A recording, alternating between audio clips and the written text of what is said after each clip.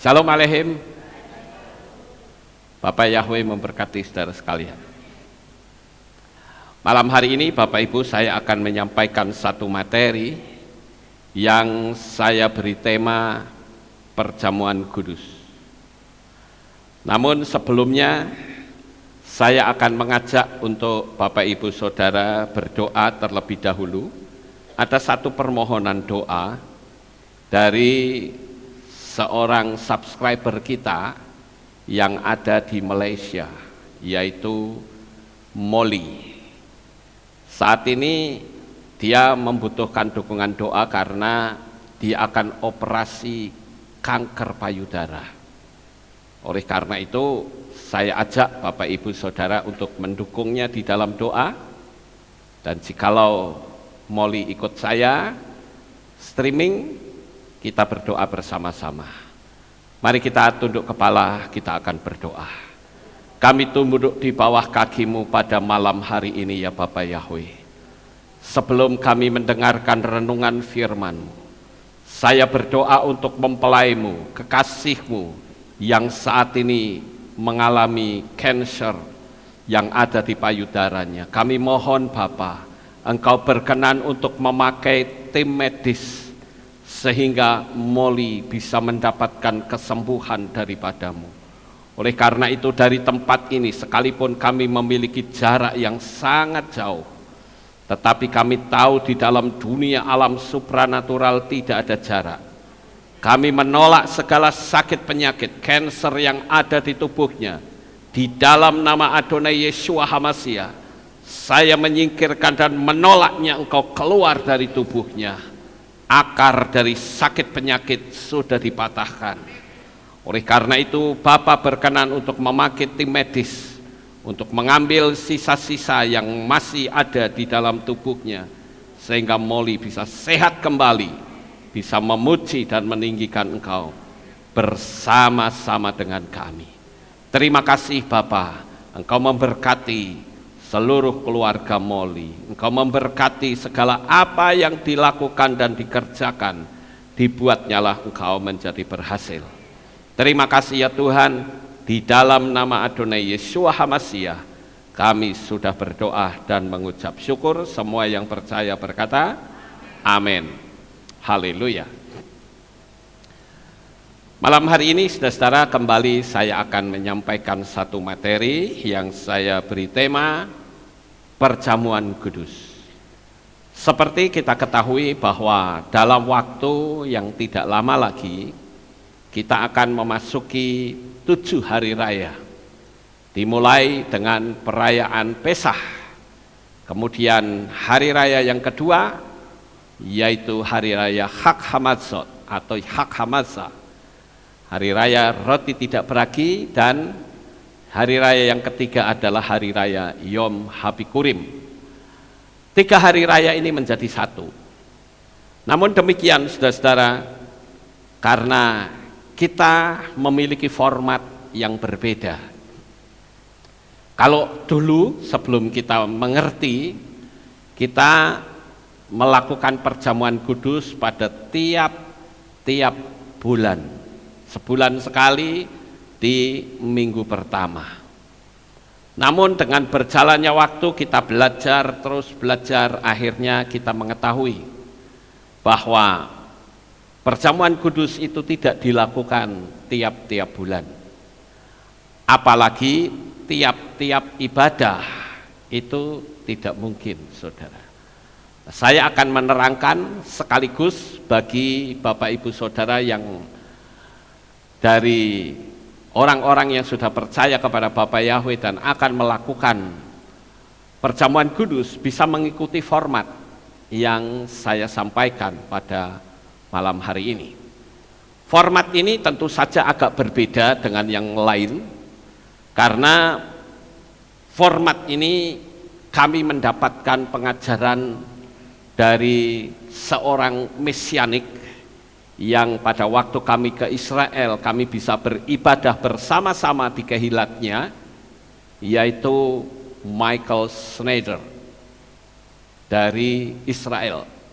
Dan saya banyak bertanya tentang bagaimana pola perjamuan kudus di dalam kegiatan mesianik, dan dia menerangkannya kepada saya.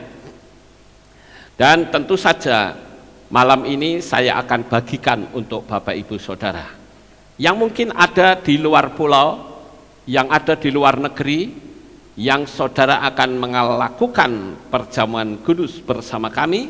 Saudara bisa ikutin formatnya, nanti saya akan kasih tahu kepada saudara sekalian. Nah, untuk itu saudara-saudara, kita akan membaca terlebih dahulu tentang perjamuan kudus.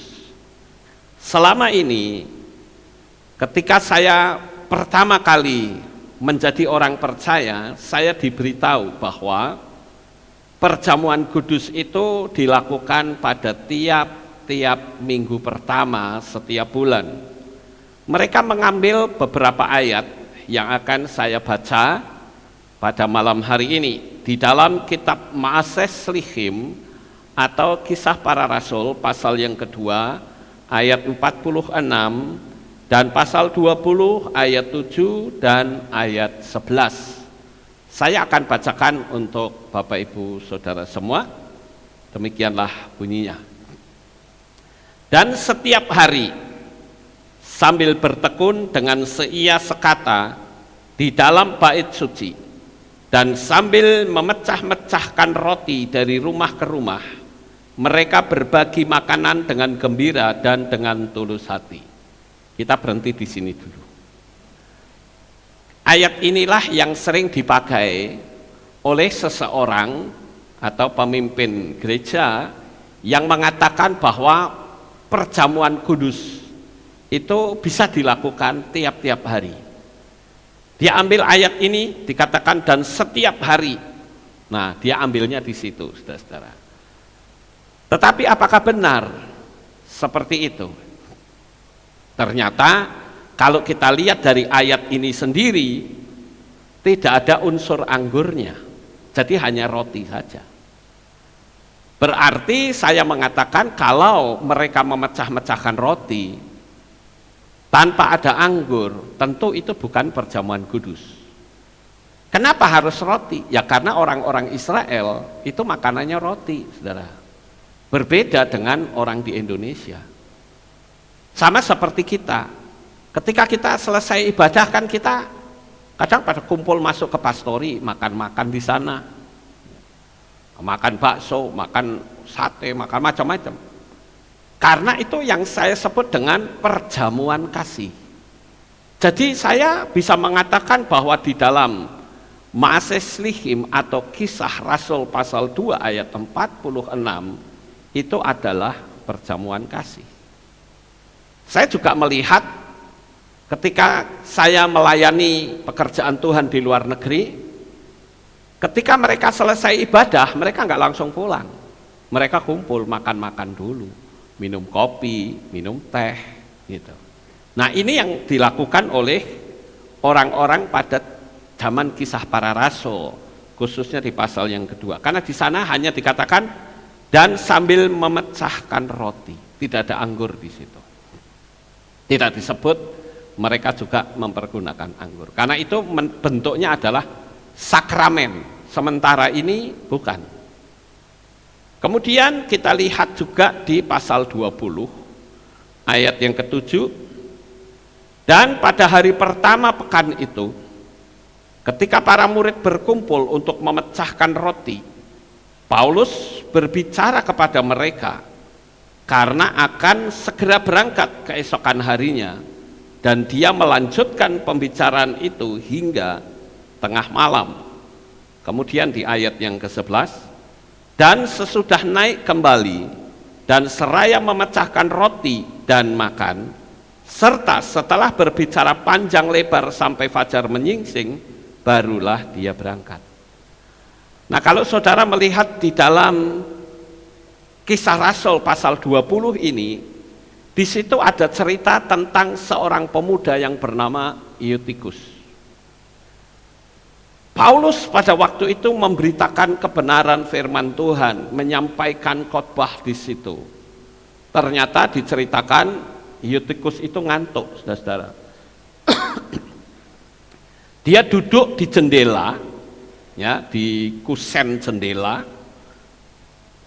Dia lihat ke dalam, lihat ke depan, lama-lama dia ngantuk, saudara-saudara. Wah, karena ngantuk akhirnya jatuh. Dan apa yang terjadi? Dia mati enggak, saudara? Mati. Tetapi di situ Paulus lalu mendoakannya, ya. Dan di situ kita lihat bahwa mereka juga melakukan pemecahan roti, Bapak Ibu. Maka saya mengatakan bahwa ini pun bukan perjamuan kudus.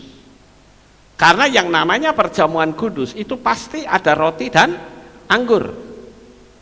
Dan rotinya pun pasti roti yang tidak beragi.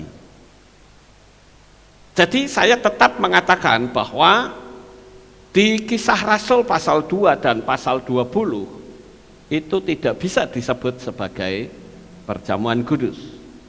Jadi alasan tiap-tiap hari mereka melakukan perjamuan kudus karena melihat di pasal yang kedua tadi, ya, itu saya katakan kurang tepat. Nah, Bapak Ibu yang terkasih, sekarang kita perlu lihat perjamuan kudus yang betul, yang ada urusan dengan anggur, itu bisa dilihat di 1 Korintus, ya, pasal 11 ayat 25 dan 26. Namun sebelumnya saya akan kasih tahu terlebih dahulu tentang hal ini. Nah, ini saudara-saudara, kata memecah-mecahkan roti di dalam teks bahasa Ibrani dikatakan bet siat halechem, itu hanya memecah roti saja, adalah sebuah tradisi sosial berupa makan-makan di dalam kehidupan keluarga Yahudi sampai sekarang. Jadi gaya hidup mereka seperti itu. Kalau selesai ibadah mereka enggak prung hilang gitu aja, enggak, saudara-saudara. Tetapi mereka selalu ada perjamuan kasih. Dan perjamuan kasih tentu saja yang dibincangkan itu pekerjaan Tuhan, saling memberi kekuatan, saling memberi semangat, saling mendoakan. Itu isi dari perjamuan kasih itu sendiri. Beberapa waktu yang lalu, saya pernah diceritain oleh seseorang dari gereja lain. Orang ini bercerita kepada saya, dia berkata, saya ini kok lama-lama jadi nggak sejahtera ya ke gereja. Saya tanya kenapa? Setiap kali selesai ibadah, mereka selalu menggosip satu dengan yang lain. Dan mereka ini saling mencurigai satu dengan yang lain. Saya tanya, kenapa bisa seperti itu? Apakah itu dilakukan secara rutin? Dia bilang iya. Karena setiap kali ibadah selesai, mereka tidak langsung pulang. Tetapi mereka berbincang-bincang. Tapi sayangnya, yang dibicarakan itu adalah keburukan orang lain, saling menghakimi, saling menjatuhkan. Saya lalu mengatakan, loh, kalau seperti itu, terus ibadahnya berguna atau tidak? Kira-kira. Kalau saya tanya sama saudara, ketika kita selesai ibadah kita berbincang-bincang, lalu yang diperbincangkan itu gosip, saling menjatuhkan, saling membuli, ibadahnya berguna nggak kira-kira? Saya rasa tidak berguna, Bapak Ibu. Dan ibadah itu akan menjadi sia-sia. Padahal kalau kita melihat di dalam kitab Kisah Para Rasul, ketika mereka selesai, mereka bersama-sama menjalin hubungan kasih, sehingga semakin banyak jiwa-jiwa yang dimenangkan. Start pertama, kehilat mula-mula itu 120 orang. Tapi di sana dikatakan mereka bertekun dan sehati, sehingga Roh Kudus turun sambil mereka menantikan janji Yeshua bahwa dia akan kirimkan seorang penolong yang lain, yaitu Ruach HaKodes. Dan di loteng Yerusalem itulah ada 120 orang yang berkumpul. Dan itu bertepatan dengan perayaan Hari Raya Pentakosta atau Shavuot. Dan saudara tahu, dari situlah jumlah jemaat itu tiba-tiba ngelonjak dari 120 orang menjadi 3.000 orang. Apakah selesai? Ternyata tidak. Gerakan mereka demikian luar biasa. Hubungan kasih persaudaraan itu begitu kuat, saling mengkuatkan, apalagi pada masa itu orang berani ibadah, wah resikonya besar, saudara. Kalau kita ikutin ya, bagaimana murid-murid Yeshua mereka beribadah khususnya pada zaman pemerintahan Kaisar Nero. Orang bisa kumpul seperti ini, resikonya nyawanya sendiri.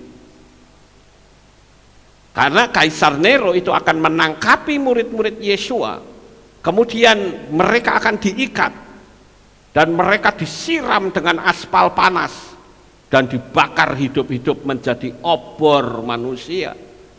Sementara Kaisar Nero akan balapan kuda bersama dengan teman-temannya di tengah-tengah tiang-tiang. Bagaimana orang-orang percaya itu dibakar hidup-hidup. Taruhannya seperti itu loh, saudara. Tapi apakah mereka lalu kendor? Tidak. Doa mereka selalu berdoa apa? Tuhan, beri saya keberanian untuk memberitakan Injil. Dia tidak berdoa Tuhan lalukanlah aniaya ini, enggak. Tapi dia berdoa beri saya keberanian. Semakin dianiaya semakin mereka bergerak.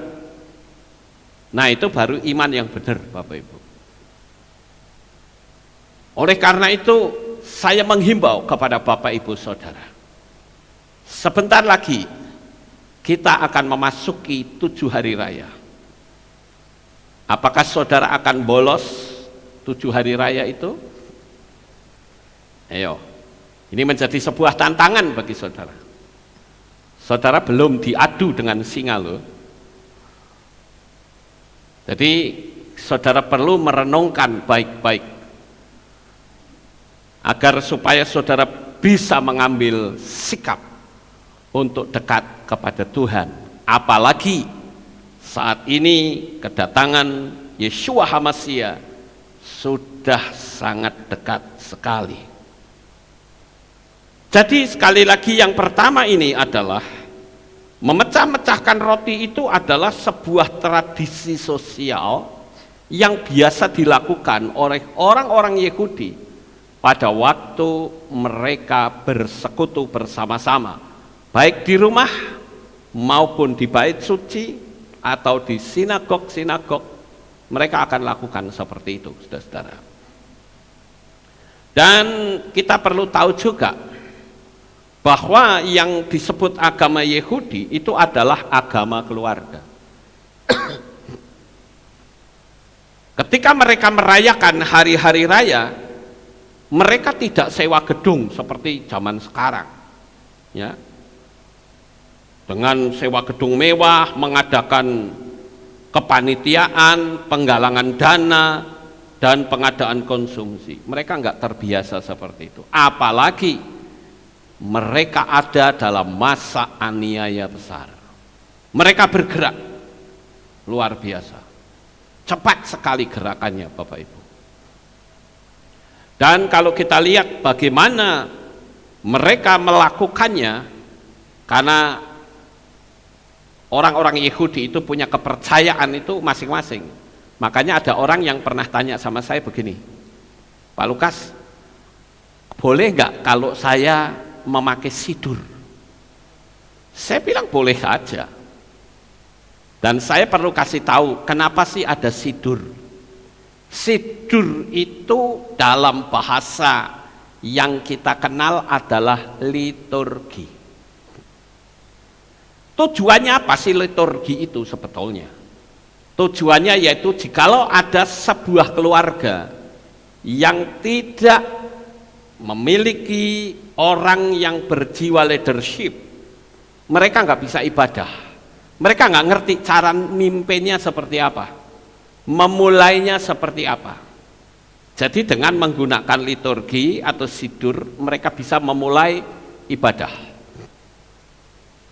Jadi saya katakan, Anda mau pakai sidur silahkan, tapi kalau tidak pun juga tidak masalah.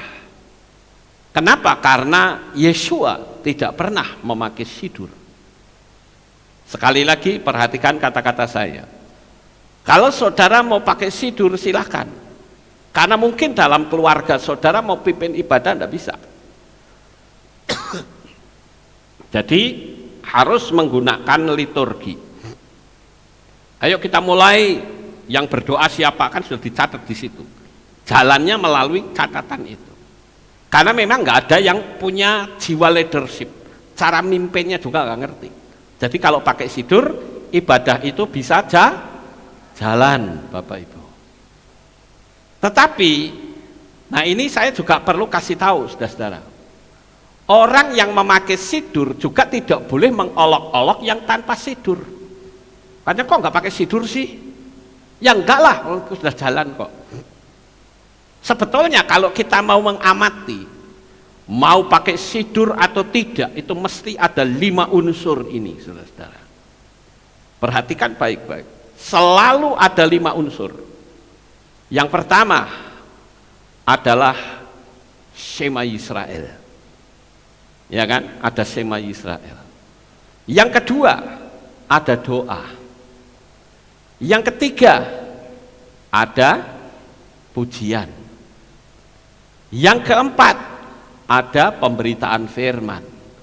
Dan yang kelima ada birkat kohanim. Selalu ada 5 unsur ini, selalu. Mau ditambahi boleh, tapi selalu ada 5. Kalau pakai sidur biasanya ditambahi dengan ya mungkin simbol-simbol yang lain, it's okay, nggak apa-apa. Tapi selalu 5 unsur ini tidak pernah terlewatkan. Jadi kita tidak boleh saling menghakimi. Yang mau pakai sidur silahkan, yang tidak juga tidak apa-apa. Saya mau ikut polanya Yesua yang tanpa sidur. Karena Yesua tidak pernah waktu mereka kumpul lalu bilang, tolong dong difotokopi dulu nih, sidurnya difotokopi. Enggak juga, enggak ada seperti itu, saudara-saudara. Yesua ya sudah jalan-jalan aja gitu, tapi selalu ada 5 unsur ini. Nah, Bapak Ibu yang terkasih, oleh sebab itulah maka saya katakan kita sebagai anak-anak Bapa Yahweh itu kita akan terus belajar untuk meningkatkan, apalagi yang namanya perjamuan kudus itu bentuknya sakramen, bukan perjamuan biasa, ada kataku kudus. Pada waktu dulu kita diajar sebelum perjamuan kudus, coba kita berdamai dulu ya dengan orang lain yang mungkin ada ganjelan dengan kita, itu akan lebih baik.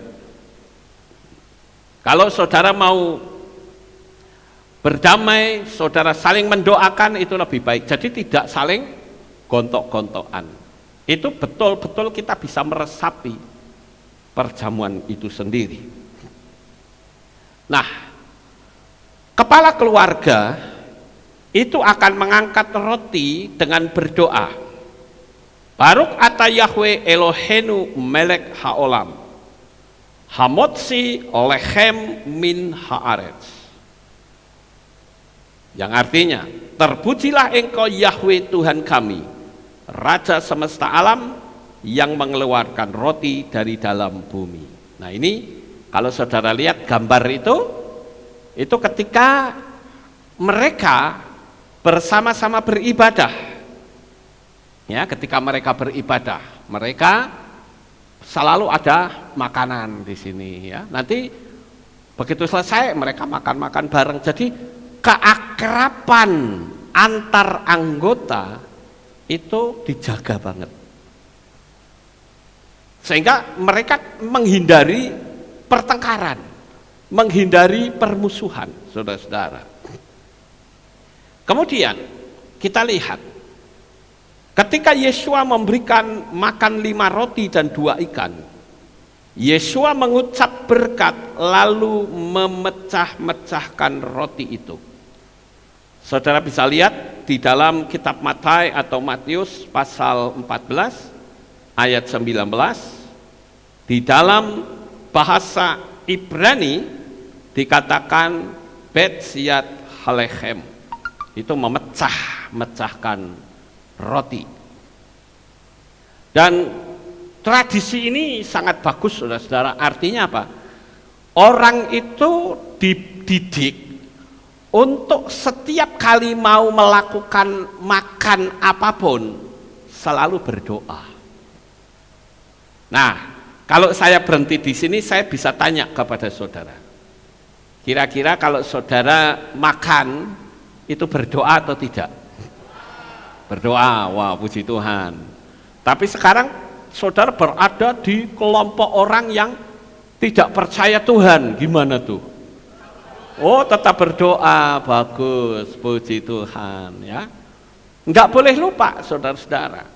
Bahkan saya menganjurkan berdoalah yang khusyuk, sehingga kalau ada orang tanya menjadi kesempatan untuk menerangkannya kenapa kita perlu berdoa. Apalagi kita ini kan kalau berdoa kan tangannya nggak ditutup, bukan dibuka ya. Nah orang pasti akan tanya, loh doanya kok tangannya dibuka? Nah saudara bisa menerangkan di situ, menjadi kesempatan untuk saudara menerangkan firman Tuhan dan mengajarkan kepada mereka. Amin. Ya, jadi ini yang harus kita ketahui Bapak Ibu. Jangan sampai kita makan sikat gitu saja. Enggak boleh ya. Saudara kalau lihat di YouTube ada rombongan anjing yang begitu banyak, mereka diajarkan untuk berdoa. Walaupun mereka nggak mungkin bisa doa karena mereka nggak punya roh. Tapi mereka disuruh menirukan. Sebelum mereka makan, mereka tangannya disuruh mengatup dulu begitu. Begitu selesai, mereka makan rame-rame.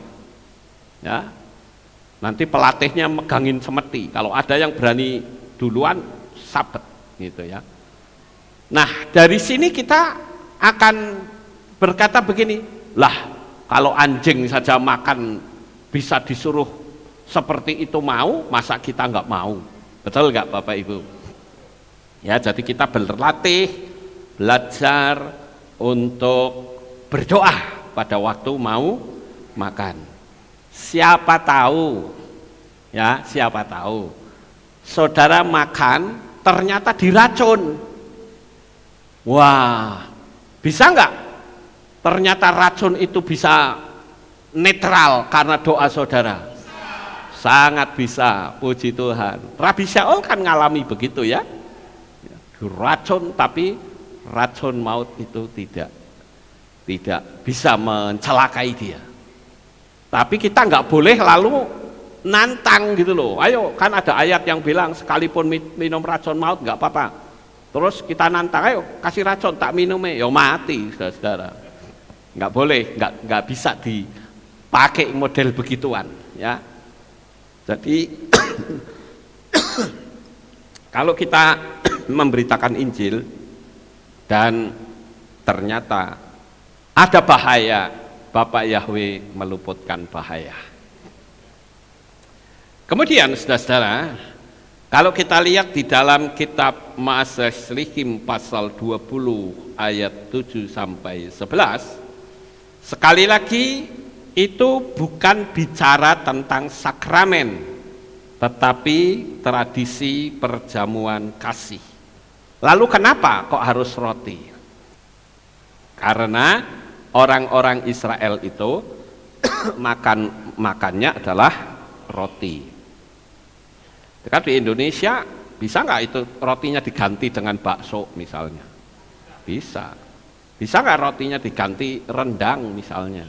Bisa, saudara. Boleh apa saja. Karena sekali lagi ini bukan perjamuan kudus, tetapi perjamuan kasih. Nah, sekarang kita akan coba untuk melihat Bapak Ibu di dalam 1 Korintus 11 ayat 25. Saya akan bacakan terlebih dahulu dari terjemahan ILT. Di sana demikian bunyinya. 1 Korintus 11 ayat 25 sampai 26. Dan demikian pula cawan itu sesudah makan, seraya berkata, cawan ini adalah perjanjian baru di dalam darahku. Lakukanlah ini sesering kamu dapat meminumnya sebagai peringatan akan aku. Sebab sesering kamu dapat makan roti itu dan minum cawan itu, kamu sedang memberitakan kematian Tuhan sampai Dia datang. Nah, di situ ada kata sesering. Coba kita akan selidiki kata sesering ini ya Bapak Ibu. Kita lihat dulu di terjemahan LAI. Di sana demikian bunyinya. Demikian juga ia mengambil cawan sesudah makan lalu berkata, cawan ini adalah perjanjian baru yang dimeteraikan oleh darahku. Perbuatlah ini setiap kali kamu meminumnya menjadi peringatan akan aku. Sebab setiap kali kamu makan roti ini dan minum cawan ini, kamu memberitakan kematian Tuhan sampai Dia datang. Saya mencoba untuk melihat di dalam teks berbahasa Ibrani, kata sesering yang di LAI dikatakan setiap kali, itu sebetulnya teksnya apa? Saya bacakan Bapak Ibu di ayat 25, di sana dikatakan demikian. Moken et hakos akhar has uda wayomar hazot he habrit hakadasa bedami asozot le zikri bekal zaman zetistu. Di situ ada kata zaman. Ya, perhatikan kata zaman. Ayat 26. Ki bekla zaman sheto kelu et halechem hazeh we cistu et hakos hazot hasker taskiru et mot adonenu akiyabo. Di situ ayat 26 juga ada kata zaman. Nah, Bapak Ibu yang terkasih, sebetulnya apa sih arti dari zaman itu sendiri? Zaman itu kalau di Indonesia itu masih ada mirip-mirip dengan kata apa? Zaman. Zaman itu artinya bukan tiap hari, saudara. Tetapi peristiwa tertentu di suatu momen tertentu, itu zaman. Seperti dikatakan, orang bilang, oh zaman Belanda, itu berarti ketika Indonesia dijajah sama Belanda. Ketika orang bilang zaman Jepang, berarti ketika dijajah zaman Jepang. Nah, sekarang kalau zaman ini, itu berbicara tentang peristiwa apa? Peristiwa kematian Tuhan. Peristiwa kematian Yesua. Makanya tadi di ayat yang ke berapa itu ya? 26 ya, di sana dikatakan Sebab setiap kali kamu makan roti ini dan minum cawan ini, kamu memberitakan kematian Tuhan sampai Ia datang. Perhatikan kata kematian Tuhan. Jadi momen dari perjamuan kudus itu adalah momen di masa raya Peskah. Paham Bapak Ibu? Bukan tiap bulan, bukan tiap hari. Bahkan dulu ada yang aneh. Ada salah satu jemaat yang minta izin sama saya.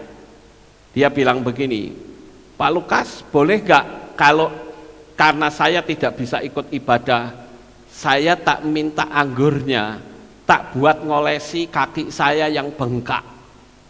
Saya bilang, diolesi pakai anggur, rubung semut, saya bilang begitu. Ya. Dan itu tidak ada dalam kitab suci, anggurnya digosok-gosok di tempat yang sakit, nggak ada seperti itu. Ya, jadi kita jangan mengadakan yang tidak ada. Loh betul, saudara, ada yang minta tolong sama saya, Pak, saya disisani anggurnya sedikit. Untuk apa?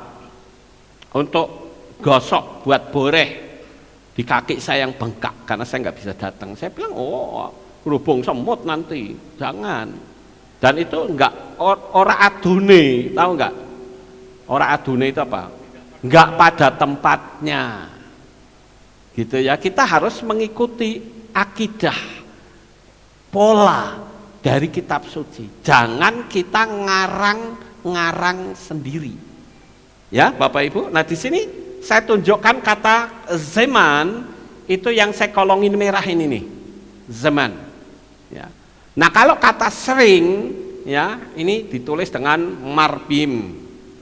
Ini sering. Lalu apa maksud kata sering yang ditulis oleh ILT?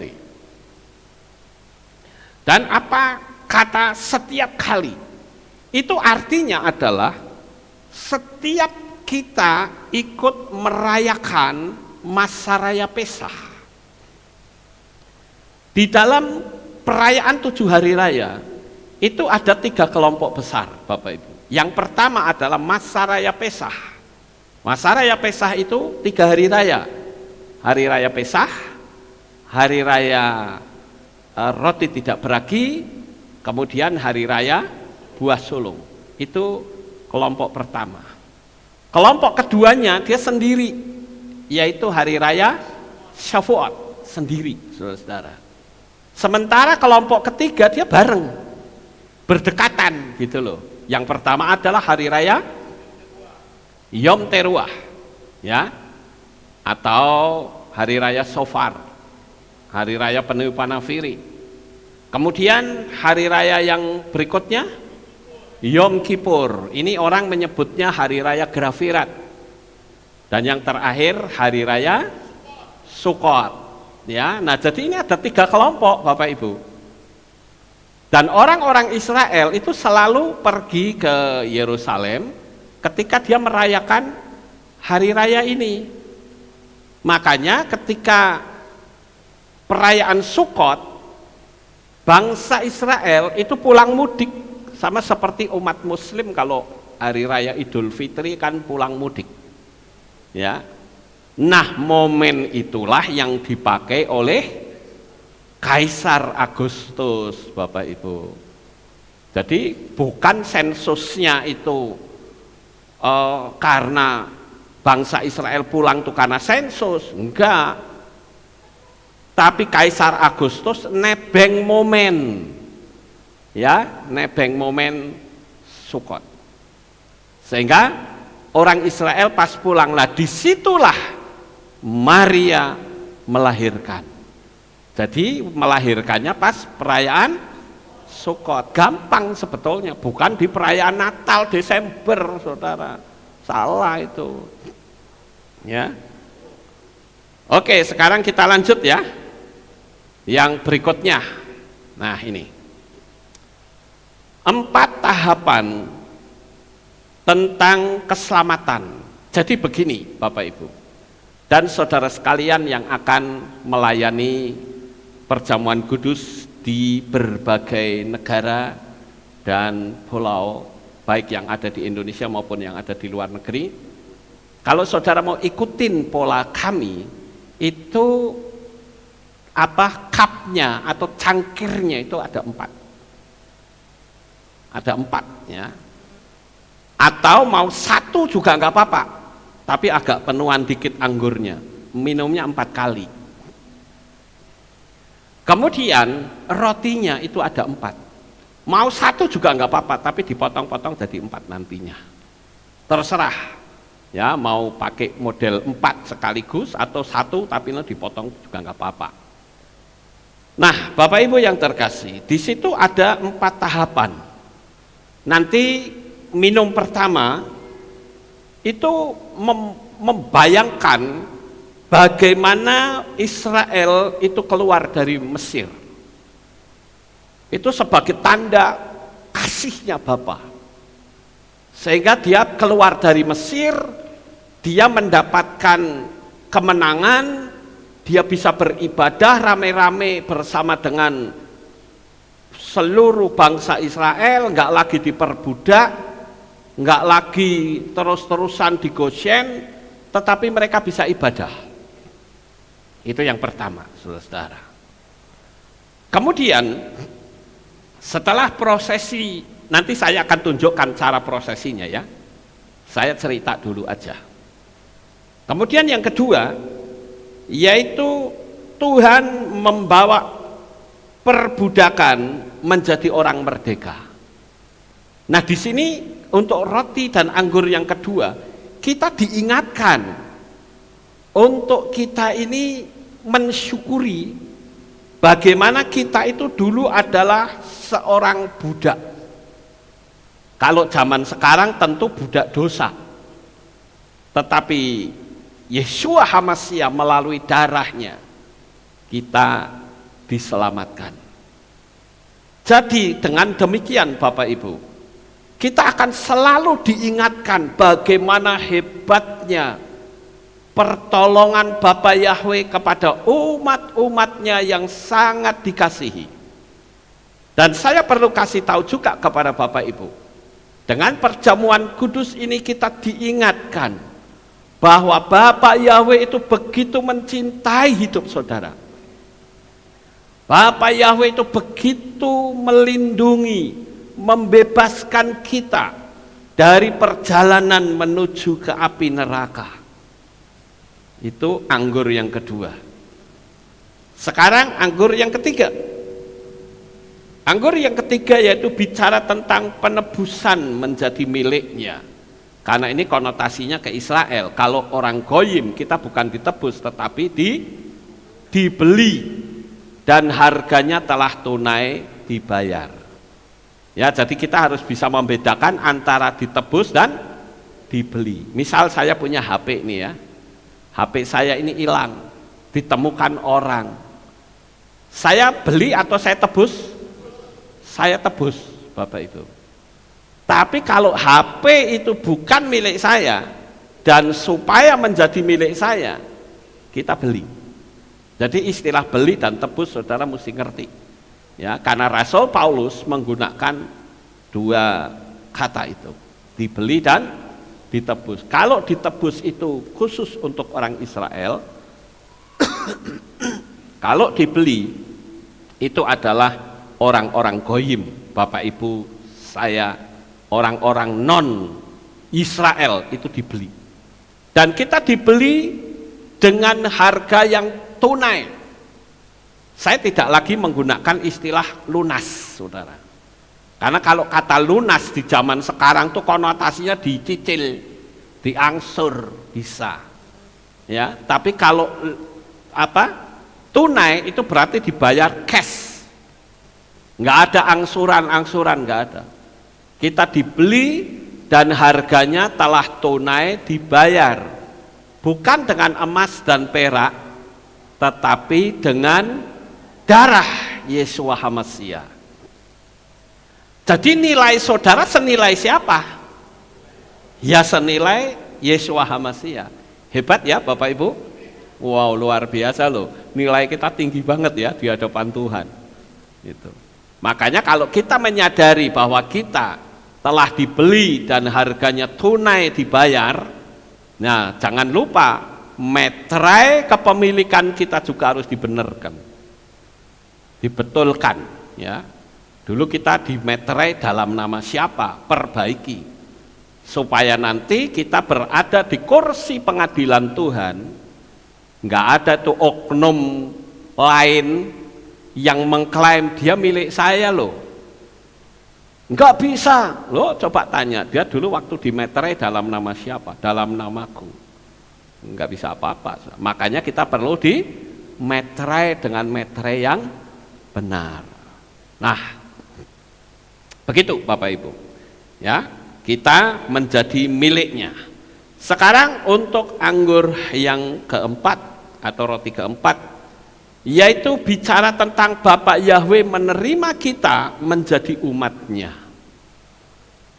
Ini yang harus kita pahami saudara, karena kalau kita tidak memahami hal ini, kita nggak akan ngerti.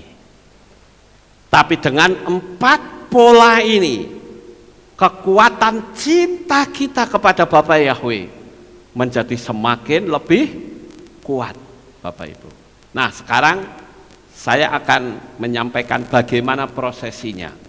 Begini Bapak Ibu, yang pertama mungkin ada yang tanya sama saya kemarin ya, Pak, bagaimana saya bisa mendapatkan roti tak beragi? Nah saudara lihat di channel Aleph Tau Ministry itu ada cara bikin roti tidak beragi.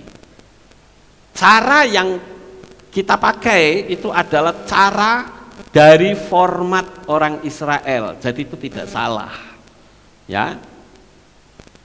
Bagaimana kalau pakai roti tawar? Ya roti tawar bukan roti beragi, bukan roti tidak beragi, salah ya, itu roti yang beragi. Apalagi kalau misalkan ada ya pakai apem misalnya, salah. Ada loh yang perjamuan kudus karena nggak ada dianggap wes pakai ini nggak apa-apa, salah saudara. Ada lagi yang bagaimana kalau pakai anggur Malaga? Ada saudara, dulu gereja saya dulu itu kalau perjamuan kudus pakainya anggur Malaga. Jadi kalau orang yang tidak biasa dengan alkohol begitu minum langsung mukanya kayak kepiting rebus, ya merah semua. Nah, terus bagaimana kalau pakai sirup? Saya sih katakan cobalah berusaha untuk membeli anggur di supermarket kan ada, ya. Apakah itu di Hero atau di apa?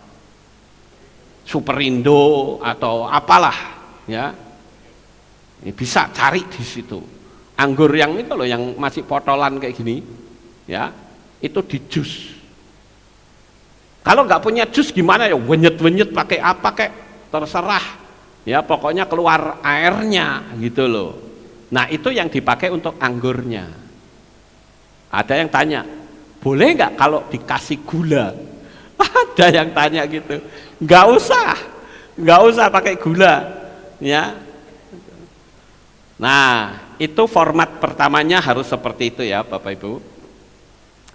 Kemudian untuk rotinya, bagi Bapak Ibu yang ada di luar kota dan di luar negeri, coba Bapak bisa lihat ya, Bapak Ibu bisa lihat cara bikinnya itu sudah ada ya.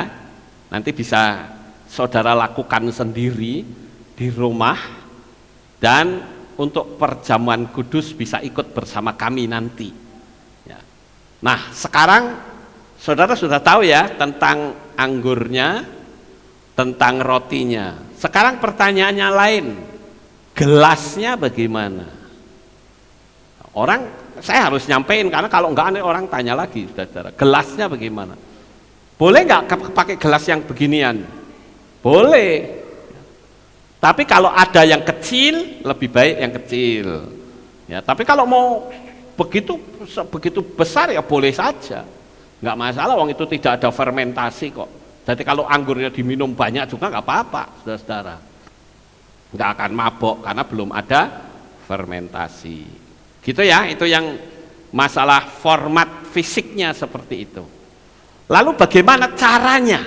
Nah ini yang penting ya Bapak Ibu. Caranya saya akan bacakan dan saya berharap bagi saudara yang akan memimpin perjamuan kudus di berbagai tempat, saudara bisa ikutin format ini. Saudara sebagai imam akan berdoa dan berkata demikian. Bapak Ibu saudara sekalian, kita akan melakukan sakramen seder pesa. Dan seder pesa itu memiliki 4 tahapan keselamatan. Saudara bisa baca. Bagaimana Israel keluar dari Mesir, dan yang kedua, Tuhan membawa perbudakan menjadi orang merdeka, dan ketiga, penebusan menjadi miliknya, dan keempat, bagaimana Bapak Yahweh menerima umatnya. Lalu pemimpin berkata, mari kita mulai. Saudaraku, di dalam kitab suci, Yesua melakukan perjamuan seder pesa dalam kitab suci. Lukas 22 ayat 19 sampai 20. Dan setelah mengambil roti seraya mengucap syukur, ia memecah-mecahkannya dan memberikannya kepada mereka sambil berkata, inilah tubuhku yang diserahkan ganti kamu. Lakukanlah ini sebagai peringatan akan aku. Sama seperti itu juga cawan itu sesudah makan, dengan mengatakan, cawan ini adalah perjanjian baru di dalam darahku yang ditumpahkan ganti kamu. Sebelum kita minum anggur pertama ini adalah untuk mengingatkan kita bagaimana bangsa Israel keluar dari Mesir. Mereka bersukacita, semua kepahitan mereka berubah menjadi manis.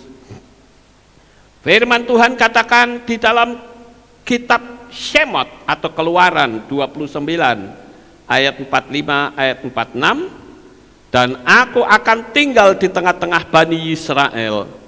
Aku akan menjadi Elohim mereka, dan mereka akan mengetahui bahwa akulah Yahweh Elohim mereka yang telah membawa mereka keluar dari tanah Mesir, agar aku tinggal di tengah-tengah mereka. Akulah Yahweh Elohim mereka. Setelah itu, mari kita minum bersama. Sampai di sini paham, saudara? Ya, itu format yang pertama. Kemudian imam atau kepala keluarga dia akan berkata begini, sekarang kita pegang anggur yang kedua. Sebelum kita minum anggur kedua ini, yang tentunya menjadi peringatan bahwa Tuhan membawa umatnya dari perbudakan orang Mesir menjadi orang merdeka. Yesua adalah Yahweh sendiri yang telah turun dan memerdekakan kita dari perbudakan dosa. Saudara, sekarang kita sudah dimerdekakan, bukan lagi hamba dosa, tetapi mempelai Hamasia.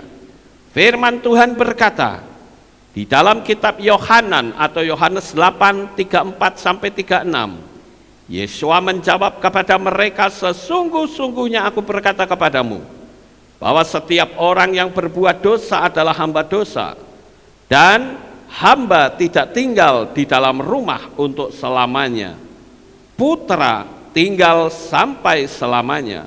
Sebab itu apabila putra memerdekakan kamu, kamu pun akan benar-benar merdeka.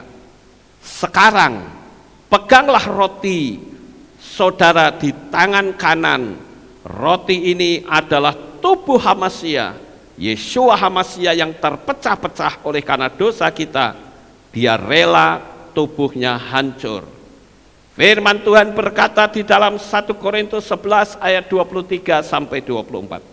Sebab aku sendiri telah menerima dari Tuhan apa yang juga kuserahkan kepadamu, bahwa Tuhan Yesus pada malam ketika dia dihianati, dia mengambil roti dan sesudah mengucap syukur, dia memecah-mecahkannya dan berkata, ambillah, makanlah, inilah tubuhku yang dipecah-pecahkan ganti kamu.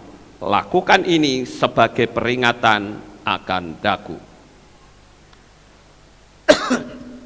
Sekarang minum anggur yang kedua. Begitu ya. Terus anggur ketiga.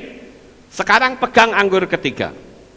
Anggur ini adalah merupakan anggur penebusan bangsa Israel, di mana saat ini menjadi miliknya. Kita orang goyim telah dibeli dan harganya telah tunai dibayar, bukan dengan emas maupun perak, tetapi dengan darah yang suci, yaitu darah Yeshua HaMasyiah. Firman Tuhan berkata di dalam 1 Korintus 11:25-26, dan demikian pula cawan itu sesudah makan seraya berkata, cawan ini adalah perjanjian baru di dalam darahku. Lakukanlah ini sesering kamu dapat melakukannya sebagai peringatan akan daku. Sebab sesering kamu dapat makan roti itu dan minum cawan itu, kamu sedang memberitakan kematian Tuhan sampai dia datang. Mari kita minum cawan yang ketiga. Begitu. Kemudian sekarang pegang anggur yang terakhir. Ini yang keempat. Anggur ini adalah merupakan pernyataan bagaimana Bapa Yahweh menerima saudara sebagai umatnya. Saat ini saudara bukan orang lain, tetapi warga negara kerajaan Syamayim. Firman Tuhan berkata di dalam kitab Yohanan 1 ayat 12, namun berapa banyak orang yang telah menerima dia, kepada mereka dia telah memberikan otoritas untuk menjadi anak-anak Elohim, yaitu kepada mereka yang percaya dalam namanya. Mari kita mengucap syukur, berdoa bersama-sama. Berapa besarnya kasih Bapa kepada saudara sekalian. Tetaplah teguh di dalam kasih dan peganglah selalu nama besar Bapa Yahweh. Amin. Silahkan diminum anggur yang keempat. Begitu formatnya, saudara-saudara. Setelah seperti itu selesai, lalu kita bisa berdoa.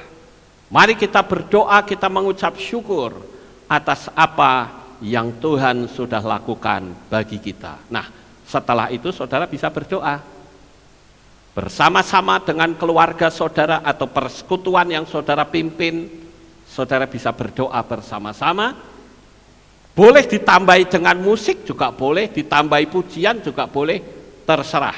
Tapi sakramen dari 4 roti dan anggur itu sudah kita lakukan, baru setelah itu ditutup di dalam doa. Sampai di sini Bapak Ibu Saudara paham? Nah, inilah perjamuan kudus kita di format yang baru yang kita bersama-sama pelajari dari Mesianik Israel. Ya, dan saya berharap bagi saudara yang ada di berbagai tempat saudara bisa lakukan ini, dan saya percaya perjamuan kudus kita akan lebih khusyuk, lebih hikmat, dan membuat kita menjadi semakin lebih dekat dengan Bapa Yahweh. Jadi malam hari ini Bapak Ibu saya sudah terangkan bagaimana perjuangan Yeshua HaMasyiah yang adalah Bapa Yahweh sendiri yang menyelamatkan kita semua, sehingga perjalanan hidup kita akan penuh dengan sukacita ketika Tuhan panggil kita. Saat Yeshua datang untuk yang kedua kalinya, kita akan menyongsong Tuhan di awan-awan yang permai. Sukses besar untuk saudara. Bapa Yahweh memberkati. Haleluya. Kita tunduk kepala, kita akan berdoa. Kami mengucapkan terima kasih dan syukur kepadamu ya Bapa. Malam hari ini kami bersama-sama telah mendengarkan renungan firman-Mu. Biarlah acuan dari perjamuan kudus ini bisa menjadi berkat bagi banyak orang, sehingga mereka pun bisa memimpin dengan format yang baru. Terima kasih Bapa, Inilah doa syukur yang kami naikkan di dalam nama Adonai Yeshua HaMashiach kami sudah berdoa. Amin. Haleluya. Kita akan dengar pengumuman. Shalom. Berjumpa kembali dalam Aleph Tau Breaking News. Berikut akan saya sampaikan pengumuman untuk minggu ini. Info pra-remaja. Akan diadakan ibadah pra-remaja bagi anak-anak kelas 7 sampai 9 SMP. Ibadah akan dimulai pada hari Minggu 21 Maret 2021 pukul 9 pagi di Kehilat. Info 7 Hari Raya. Hadirilah perayaan yang ditetapkan oleh Bapak Yahweh. Hari Raya Pesah dilaksanakan pada hari Jumat 26 Maret 2021 pukul 6 sore dengan tema Apapun yang terjadi, aku kan tetap mengikutimu. Ibadah Sabat 27 Maret 2021 digabung hari Jumat. Hari Raya Roti Tidak Beragi atau Matsah Pembuka akan dilaksanakan pada hari Sabtu 27 Maret 2021 pukul 6 sore dengan tema Kaulah Yahweh pelindungku, terima kasih untuk kasih-Mu. Ada perjamuan kudus. Bagi jemaat yang tidak bisa hadir karena sedang sakit, saudara dapat mengambil roti dan anggur di kantor Kehilat paling lambat pada hari Kamis 25 Maret 2021. Hari Raya Buah Sulung atau Habikurim dilaksanakan pada hari Minggu 28 Maret 2021 pukul 6 pagi dengan tema Lihatlah Yeshua penyelamat Yisrael, pujilah Dia. Ibadah Minggu sore digabung pagi. Jemaat diberikan kesempatan untuk memberikan persembahan sulung untuk imam paling lambat tanggal 28 Maret 2021 sebelum ibadah dimulai. Dalam rangka memperingati Hari Raya Pesah, akan diadakan donor darah pada hari Minggu 28 Maret 2021 pukul 9 pagi di Kehilat. Bagi yang ingin berpartisipasi, harap mendaftar di kantor Kehilat. Untuk jemaat yang sudah mendaftar, berkesempatan mendapatkan undian door prize. Hari Raya Roti Tak Beragi atau Matsah Penutup dilaksanakan pada hari Jumat 2 April 2021 pukul 6 sore dengan tema Inilah Aku untuk Melayanimu. Ibadah Sabat tanggal 3 April 2021 digabung hari Jumat. Demikian pengumuman untuk minggu ini. Sukses besar untuk saudara. Sampai jumpa di ibadah selanjutnya. Bapak Yahweh memberkati. Ya, itulah pengumumannya. Kita akan akhiri kebaktian kita. Saya mengundang jemaat Tuhan kita bangkit berdiri. Kita akan tutup di dalam doa. Terima kasih Bapak Yahweh, selesai sudah ibadah kami. Dari awal, pertengahan, sampai pada akhirnya. Sebentar lagi anak-anak-Mu akan pulang ke rumah mereka masing-masing. Kami mohon perlindungan dan tuntunan Tuhan sehingga mereka sampai di rumah dengan selamat. Pertemukan kembali pada jam-jam ibadah mendatang di dalam ikatan tali kasih-Mu. Terima kasih ya Bapak Yahweh. Inilah doa syukur yang kami naikkan di dalam nama Adonai Yeshua HaMashiach. Kami sudah berdoa dan mengucap syukur. Mari kita angkat tangan kita dan kita akan menerima berkat Kohanim. Haleluya. Yefarechecha Yahweh wa yismereka. Amen. Ken yehi rotso. Yair Yahweh panau elecha vichuneka.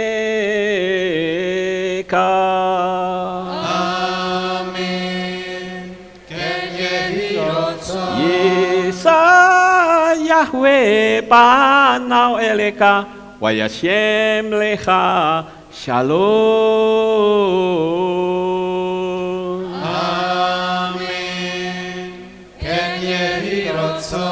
Baruk atabair ufaruk atabasadeh. Engkau akan diberkati di kota dan kau akan diberkati di ladang. Amin. Baruk peripetne kau friat mat ka ufri fahem teka shekar ala peka wa esterot soneka. Diberkatilah buah kandunganmu, diberkati hasil bumimu, diberkati hasil ternakmu, anak-anak lembumu dan anak-anak dombamu. Amin. Baruk dan akau misyarteka, diberkatilah bakulmu dan tempat adonanmu. Amin. Baruk ata boboy, kau faruk ata berseteka, dan kau akan diberkati pada waktu kau masuk, dan kau akan diberkati pada waktu kau keluar. Amin. Baruk ata Yahweh Elohenu melek haolam, besem Yeshua Hamasya Ruach HaKodes kile olam faed. Kami sudah berdoa dan mengucap syukur. Amin. Haleluya.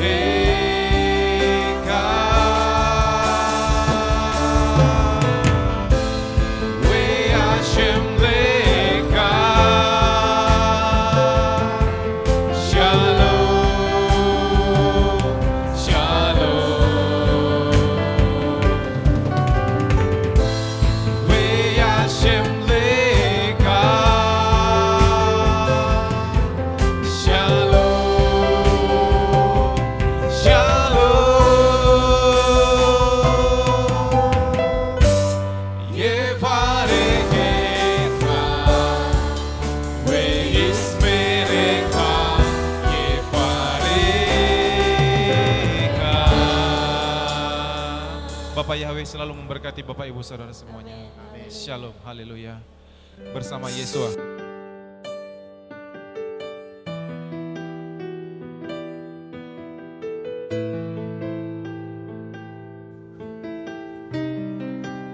Segala pujian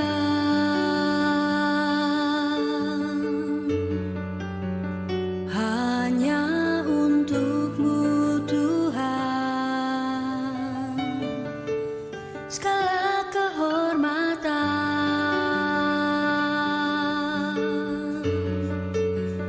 juga punya-Mu Tuhan. Dari puncak tertinggi sampai lembah terlandai, semua karya kasih cinta-Mu, sujud menyembah Sang Maha Pencipta.